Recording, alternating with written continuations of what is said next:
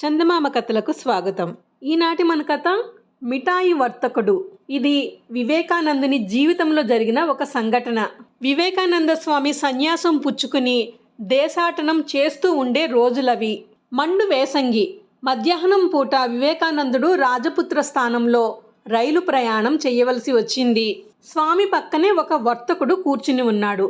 స్వామికి కొన్ని పూటల నుండి తిండి లేదు. ప్రతి స్టేషన్ వద్ద మంచినీళ్ళు ఇచ్చేవాడిని కాసిన్ని మంచినీళ్ళు ఇమ్మని అడిగేవారు. చేతిలో ఏమీ పెట్టకపోవటం చేత స్వామి మాట వినిపించుకోకుండానే మంచినీళ్ళు ఇచ్చేవాడు, వినపడనట్లుగా మరొక చోటికి పోయేవాడు. ఇటువంటి స్థితిలో పాపం స్వామికి దాహం వేసి జిహ్వ ఆరుకుపోతూ ఉండేది. జిహ్వ అంటే నాలుక. వివేకానందుని పక్కన కూర్చున్న వర్తకునికి సాధువులన్నా సన్యాసులన్నా అస్సలు కిట్టదు. అలాంటి వారు ఎవ్వరు కనిపించినా వారిని రకరకాలుగా ఇబ్బంది పెడుతూ ఉండేవాడు. అతను ధనవంతుడు కావటం చేత పళ్ళు, పాలు, భక్ష్యాలు, చల్లని మంచినీళ్లు కొనుక్కుని ఆరగిస్తూ ఉన్నాడు.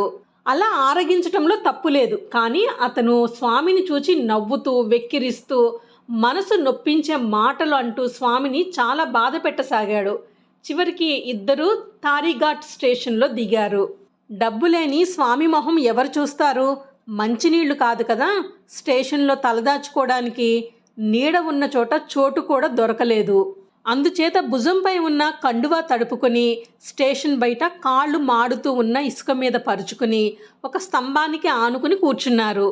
ఆయన ఎదుటనే కొంచెం దూరంలో చల్లని చోట మృదువైన వస్త్రం పరుచుకుని రకరకాల తిండి పదార్థాలు పెట్టుకుని నక్షత్రకునిలాగా వర్తకుడు కూర్చున్నాడు. కూర్చున్నవాడు ఊరుకోక, ఏమయ్యా స్వామీజీ, ఇటు చూడు, ఆహా ఎంత చల్లని మంచినీళ్ళు, ఓహో ఎంత రుచిగా ఉన్నాయి ఈ లడ్డూలు, కరకరలాడే ఈ తియ్యటి పూరీలు చూడు, ఏం నీ గ్రహచారం కాకపోతే సన్యాసం పుచ్చుకుని ఏమి బాగుపడ్డావు? ఏదైనా పని చేసుకుని డబ్బులు సంపాదించుకుని సుఖపడరాదు? ధనహీనుడంటే ఏమిటి? బుద్ధిహీనుడన్నమాట. జేబు ఖాళీగా ఉంటే పొట్టలో ఆకలి వేయకుండా ఉంటుందా? డబ్బు అక్కర్లేదనే సన్యాసులకు శాస్తి జరగాల్సిందే. తెచ్చిపెట్టుకున్న కష్టానికి ఎవడేం చేస్తాడు? అనుభవించు, తీరికగా కూర్చుని తృప్తిగా అనుభవించు అని ఈ విధంగా స్వామిని పిలిచి దెప్పుతూ పెదవులు బిగిస్తూ పకపక నవ్వుతూ లొట్టలు వేసి తింటూ గుటకలు వేసి తాగుతూ అనేక విధాలుగా బాధింపసాగాడు. ఈ పరిహాస వాక్యాలకు తెలివి తక్కువ పనులకు కొంచెమైనా కోపగించగా విగ్రహం వలె కూర్చుని ఉన్నారు స్వామి. ఇంతలో ఆ ఊరి అతని ఒక ఆయన కుడి చేతిలో ఒక మూట, ఎడమ చేతిలో చల్లని మంచి తీర్థంతో ఒక మట్టి కూజా పట్టుకుని చంకలో ఒక మెత్త చిన్న దుప్పటి పట్టుకుని పరుగున స్టేషన్కి చేరుకున్నాడు.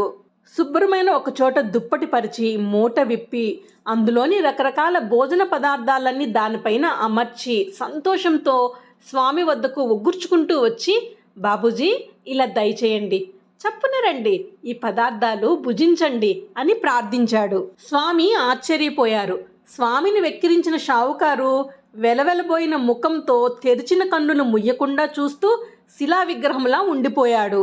కొత్తగా వచ్చినతను, బాబూజీ ఆలస్యం చెయ్యకు, బాబూజీ చప్పున వచ్చి భోజనం చెయ్యి అంటూ స్వామిని బ్రతిమాలి బలవంత పెట్టసాగాడు. అందుకు స్వామి, నేస్తం, నీవేదో పొరబడుతున్నావు, ఎవరిని చూచి ఎవరనుకుంటున్నావు? ఇంతకుముందు నేను నిన్నెక్కడ చూచి ఉండలేదు అన్నారు. అప్పుడు గ్రామస్తుడు, సరిసరి బాబాజీ, నేను మిమ్మల్ని చూశాను, కళ్ళారా చూచాను, పొరపాటు ఏమీ లేదు అని చెప్పాడు. ఆ మాటలకు వర్తకుడు ఆశ్చర్యంతో చూస్తున్నాడు. అయ్యా, నీ మాటలు నాకేమీ బోధపడటం లేదు, నన్ను ఎక్కడ చూచావు అని అడిగారు స్వామి. అందుకు గ్రామస్తుడు, బాబాజీ, నేను ఈ ఊరు మిఠాయి వర్తకుణ్ణి. ఇవాళ భోజనం చేసి మామూలు ప్రకారం నిద్రకు ఉపక్రమించాను. అప్పుడు ఒక కల వచ్చింది.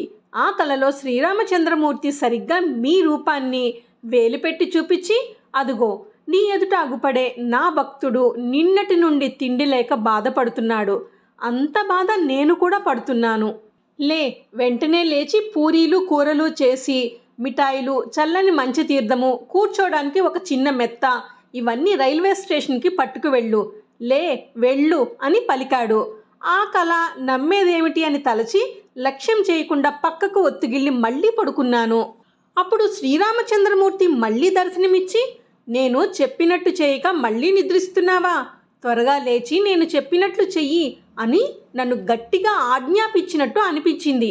ఉలిక్కిపడి లేచి గబగబా పూరీలు కూర తయారు చేసి, ఇంతకు ముందే తయారు చేసి ఉంచిన మంచి మిఠాయిలు, చల్లని మంచి తీర్థము, ఒక చిన్న మెత్త పట్టుకుని వేళ మించిపోతుందనే భయంతో పరిగెత్తుకుంటూ ఇక్కడికి వచ్చాను. వచ్చి నాకు స్వప్నంలో కనపడిన మహానుభావుడువైన మిమ్మల్ని దూరం నుంచే ఆనవాలు పట్టాను. ఎంత మాత్రం పొరపాటు లేదు స్వామి. దయచేసి వేడి చల్లారక ముందే నేను తెచ్చినవి ఆరగించండి. నన్ను ధన్యుణ్ణి చెయ్యండి. ఎంతో ఆకలితో ఉన్నారు. ఆలస్యం చేయకండి అని భక్తిపూర్వకంగా బ్రతిమాలాడు. వెంటనే స్వామి వెళ్ళి సంతృప్తిగా భుజించి కడుపు నిండా చల్లటి మంచి తీర్థం పుచ్చుకున్నారు. తర్వాత స్వామి ఆ మిఠాయి వర్తకునికి కృతజ్ఞత చెప్పబోయేసరికి అతను, బాబాజీ వద్దు వద్దు, నాకేమీ వందనం చేయవద్దు. అంత భగవానుడైన శ్రీరామచంద్రుని ఆజ్ఞ ప్రకారం జరిగింది. ఆయనకే నమస్కరించండి అన్నాడు. స్వామిని పరిహాసం చేసి పరాభవించిన వర్తకుడు పిడుగుపడిన వానిలాగా నిశ్చేష్టుడయ్యాడు. కొంతసేపటికి స్మృతి వచ్చి బుద్ధి తెచ్చుకుని పశ్చాత్తాపంతో, స్వామి క్షమించు అంటూ వివేకానందుని పాదాలపై పడి పాద ధూళి తీసి బొట్టు పెట్టుకున్నాడు. అప్పుడు స్వామి కన్నుల వెంట భక్తి బాష్పాలు ప్రవహించాయి. ఆయన తన జీవితంలో ఒక గొప్ప సంశయం తీరినట్టుగా ఆనందభరితుడై కనిపించాడు. మనసులో, రామ, సుగుణాభిరామ, కారుణ్యసీమ, ఏ కాలమందున నిన్ను నమ్మి చెడిన వారు లేరు కదా అని అనుకున్నారు స్వామి.